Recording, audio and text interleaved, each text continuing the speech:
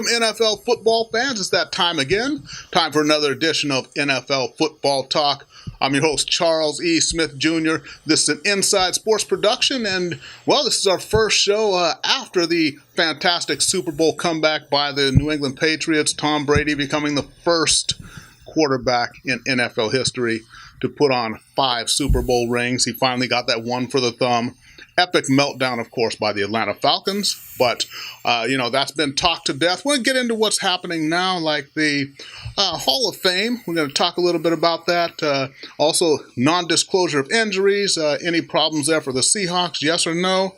And before we get into that, though, let me go ahead and introduce my co-host. You know I do not work alone, although I am very choosy about who I will work with. I do work with the very, very best. So here he is, from somewhere in an undisclosed location in beautiful Southern California, a proud graduate of Rutgers University, the man many of you already follow on Twitter at Chris L Sports, and if not, you should be. Here he is, Chris Lardieri. Chris, what's happening out there, man? Charles, thank you as always.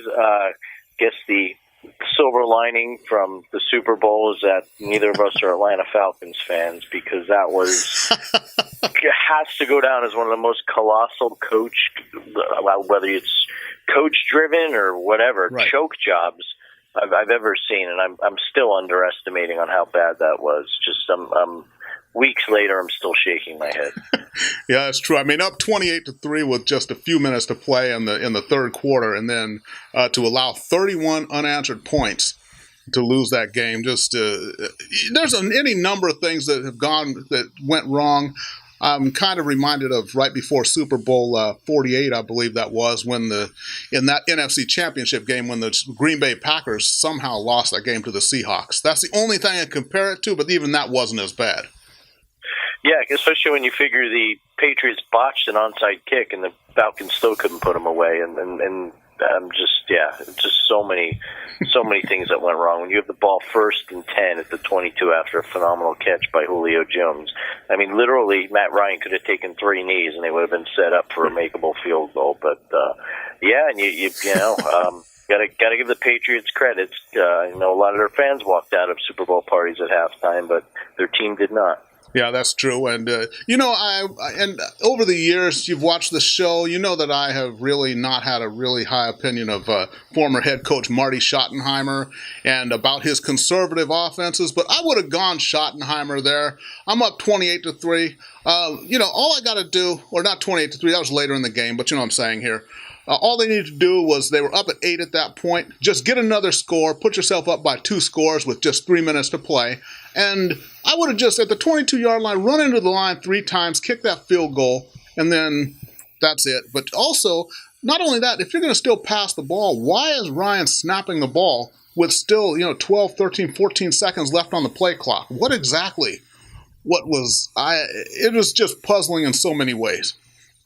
Yeah, and you can blame Ryan all you want, but at the end of the day, the coaches should be telling him to run the clock down. With technology now, he literally has a voice in his ear telling him what to do. So, yeah, I mean, and Kyle Shanahan deserves his share of the blame, but at the end of the day, the head coach has to take charge and tell the offensive coordinator, we need to call some runs. So, it's really astounding, and honestly... I really don't know what to say. I mean, I had a feeling the Patriots would win, but by no means when I made my prediction did I think it would end this way. Yeah, and they only led once in the game, and that was when they scored the game-winning touchdown in overtime. But, you got to feel for Dan Quinn, and this is the second time that he has let an offensive coordinator really cheated him out of a Super Bowl ring, because he was the defensive coordinator for Seattle when they lost Super Bowl 48 on that unconscionably stupid play call by Darrell Bevell when they should have given Marshawn Lynch the ball. And then this time, Kyle Shanahan lets him down. So I have a feeling that if he gets in this position again and an offensive coordinator starts making questionable calls, I think Dan Quinn might just beat him down on the sideline. It'd be the first time we ever seen that. But, that might happen. Yeah, and that might actually increase NFL ratings next year if that happens. Okay, so let's go ahead and move on. The Pro Football Hall of Fame class of 2017. One guy I'm really glad to see get in was Kenny Easley, who was a great safety for the Seahawks back in the 80s. Not many people know what ended his career, but what ended his career was taking basically over-the-counter painkillers. They didn't know of the dangers of it, so he was eating things like Tylenol, basically eating them like sweet tarts, and he wound up with kidney failure is what happened to Kenny Easley, even though it was really under the radar. Not sure if it was ibuprofen or acetaminophen, but it was one of those two. And that's what really did in his career, because he was a great safety. But getting to more current players, Kurt Warner quarterbacked the Rams to their only Super Bowl victory in franchise history. Jason Taylor, great defensive end for my Miami Dolphins for many years. And then Terrell Davis finally gets in, running back with a short career, but a great career there in Denver, and got Elway those 2 Super Bowl rings. We know about LaDainian Tomlinson, a great career in San Diego before going to the Jets and things like that. But he was very good. Morton Anderson, the place kicker, joins Jan Stenerud as the only 2 place kickers in the Pro Football Hall of Fame. Noticeably absent, his second year of eligibility, Terrell Owens, not in the Hall of Fame. Mr. Lardieri, is this a problem for you? Look, I don't like T.O. I never liked him. I always thought he was a me-first player, a guy who threw his quarterbacks under the proverbial bus. That said, with the way some of the wide receivers have been getting in the Hall of Fame, if you're going to look at his statistics, they match up, if not exceed. So by the numbers, he's a Hall of Fame player.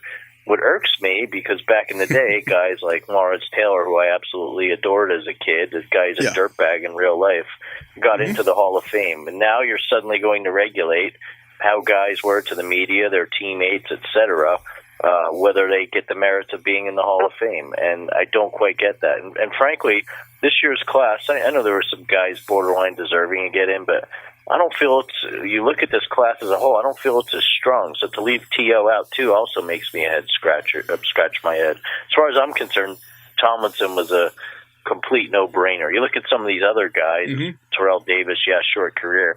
Well, by his logic, someday Eli Manning should get into the Hall of Fame because he won 2 Super Bowls and put up good numbers over a long period of time, even though, personally, even as a Giants fan, don't know if he deserves it. So he was man of the year this year, though.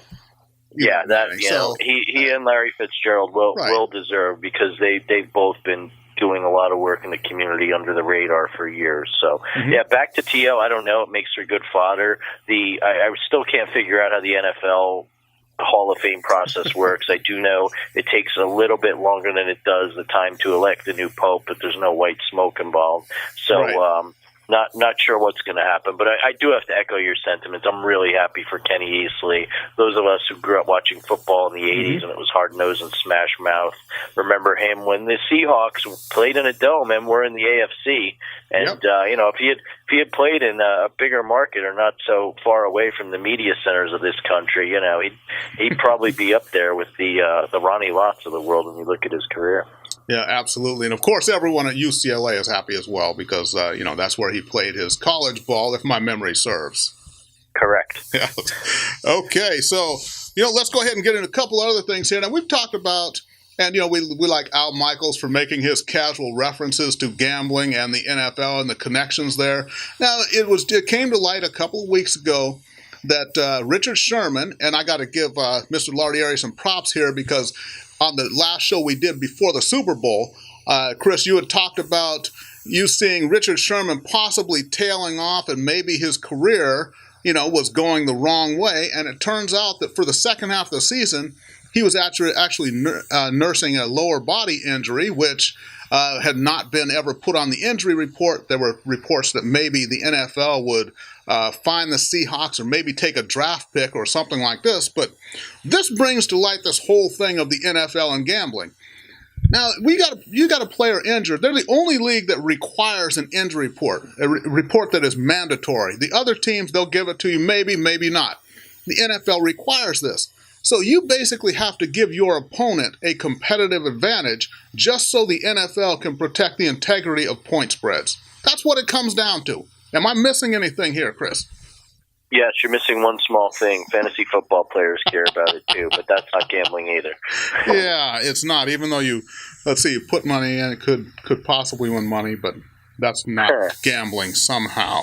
Yes. It's hypocrisy. It's ridiculous. We've been banging this drum for years. Then they change the injury report to make it so there's no more probable, which confuses things even more. Well, I guess maybe Richard Sherman would have only been probable under the old standard, right? Yeah, exactly. So, and I got to talk about something that's not actually football, but just sports related, and it just reflects all the, I'm wearing my USA hat here as I do because, I'm a proud American, but this whole political correct thing has just gone nuts here. Because in the Australian Open, what you had was Doug Adler, who was doing commentary for ESPN. He actually got fired for a comment he made when Serena Williams was playing. And what happened was he's talking about the tactics that she's using, which are kind of outside the box. He's saying that she was using guerrilla tactics. Guerrilla, guerrilla tactics. Someone else said it was a slight upon African Americans because he likened her to a gorilla, Gorilla. Now, that's like a Saturday Night Live skit, isn't it? Could you just see that written up? Seriously, Chris, look at that. Yeah, sometimes truth is stranger than fiction. But, you got to love ESPN because when Stephen A. Smith, during the whole Ray Rice fiasco, alluded to how, certain people use that as a means to keep their women in line, per se. I'm paraphrasing here. He got a slap on the wrist. So I guess because of that, now you say anything, you're going to get fired. I mean, you could take this to the media. I read there was a New York Post reporter who was home on his personal phone, not on work time, not on a work phone, made a controversial tweet about Trump and got fired. So, I mean, it's just completely out of control. It's to the point now where I try not to tweet anything remotely controversial. Don't put it on Facebook. Don't put it anywhere in writing. Maybe you and I wisecrack about it. I hope the cameras aren't rolling. We do make jokes, none of which are inappropriate or offensive, by the way. They're usually just cheap shots at people like T.O. But anyway, you really got to watch what you say in the 21st century and magnified yet again in the sporting world. Yeah, it's true. And if you look at, and honestly, I don't want to go off on too much of a tangent here, but even if you look at the workplaces nowadays, people are walking on eggshells. They're like scared rabbits because someone overhears something in the break room, and goes back, it goes to HR, and before you know it, you're cleaning out your desk. So people just need to chill. Just chill. Just calm down and just knock off all the foolishness. Yeah, the problem is everyone thinks that the internet is a dry erase board, and it's not. It never goes away. So, and until then, I got 2 kids. I don't have them on social media right now. When people ask me why, I say, well, look at all the adults we know our age. They can't even handle it. So, enough said. Exactly. So, let's get back to the NFL here. So, your Giants, they're making some cuts. Rashad Jennings, running back, he's been cut. And Victor Cruz, salsa dancing, won the Super Bowl with the Giants, but he's done in New York. And then we got to wait and see what happens with a few quarterbacks out here, namely Brock Osweiler, Tony Romo. What's going to happen with him? And Jay Cutler. Where does Jay Cutler wind up? So the Super Bowl is over, but now that off-season intrigue is about to begin. Absolutely, and with Cruz, I don't know if I've seen it mentioned in some circles, Denver? But. Maybe if he wants to stay in the area, he could go play with the Jets and never get the ball thrown to him because they don't have a quarterback. But anyway, people say, well, he was kind of the scapegoat for the infamous Miami boat trip, and that may very well have been the final nail in his coffin. But really, the production wasn't there this year. It's a great story that he came back, but I just don't think it's not the Victor Cruz we all know and love from 2011, 2012, that era. Jay Cutler, I don't know who would want him. Then again, maybe would he be an upgrade in Houston if they get rid of Osweiler? There's some fodder for debate. Well, yeah, I don't know what they're going to do there, but I think Romo's a good fit in Houston. And that way, when you look at it, he wouldn't be playing in the conference, would be staying in the same state playing football. But I think Romo's a good fit in Houston. They've got everything else in place. All they need is a quarterback who's efficient with the football. And I think Romo's figuring he took the last year off, so I think he's got 2 good seasons left in him. So as long as they can protect him, I think they can make some noise next year. Yeah, absolutely. The problem is how you're going to get out from under that Cutler contract. I don't know the cap space they'd have there. Everyone talks about Denver too. I think another dark horse team to keep an eye out on is Kansas City, the Chiefs. You don't believe in Alex Smith? Is that what you're telling me? You know what? I've been very patient, much like you with Matt Ryan, but no, I've never believed in Alex. He's an Urban Meyer creation, and honestly, you want to talk about a team if they had a quarterback. That's a team that could have won the Super Bowl this year against Atlanta. So I wouldn't be surprised. Andy Reid hasn't had a quality quarterback in a while. I think he'd like to have him calling plays in KC. Okay, all right. So, before we get on out, we got to mention a couple of things. I guess the Patriots really in the spotlight here because the company Narrative Capital, they've picked up the rights to Malcolm Butler's story. Malcolm Butler, he was a fry cook at Popeye's Chicken before becoming a Super Bowl hero in Super Bowl 48 with that interception on the goal line. But then also they're supposed to be making a movie about Tom Brady and the great comeback in this past Super Bowl 51. So just kind of a good time to be a Patriot, I suppose. Yeah, I got to strike while the iron's hot. That Brady story, I hadn't heard of it before a few weeks ago. Yeah. So I'm really looking forward to the movie. Kind of like the what was that, Invincible, the Papali story, the walk-on guy with the Eagles. Kind of similar story, don't you think? Yeah, and does Mark Wahlberg make a good Tom Brady? We'll just have to see. Yeah, maybe he could grow that mullet that Giselle liked so much at one point in his career. Giselle was lit up during that Super Bowl, by the way. But anyways, remember, follow me on Twitter at The Inside Sports. Follow Mr. Lardieri on Twitter at Chris L Sports. But before we go, Chris, you got some nuggets of wisdom for the football-loving public out there? I sure do. The games are over. Everyone's speculating who's going to go where in free agency. And it also marks one of the least favorite times of my football observing off season, the mock drafts. You get the alerts, Mel Kiper, Todd McShay, Mike Mayock, you name them. There are plenty of them. People, don't look at the mock drafts. Okay, I've been observing these for years. No one in their right mind thought the Rams were going to trade up to take Jared Goff. Everyone thought Wentz would be number one. Don't bother. Look. Will Watson from Clemson be a top pick? Will the 49ers try and grab him? Will the Browns finally give in and take another quarterback?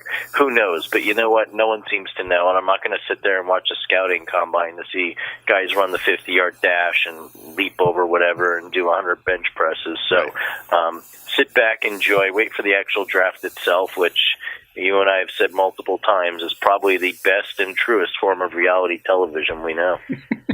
Yeah, that's true. So, before we get on out of here, got to thank our new partners. We're kind of building some synergy here. My boys at Humanica Media, namely Josh Peterson out there and Gerald Glassford.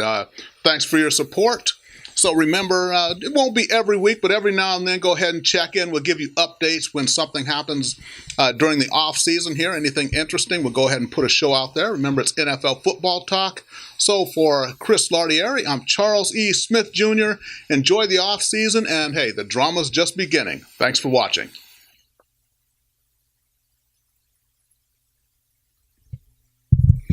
Okay, just a second. Let me turn the camera on. Oh.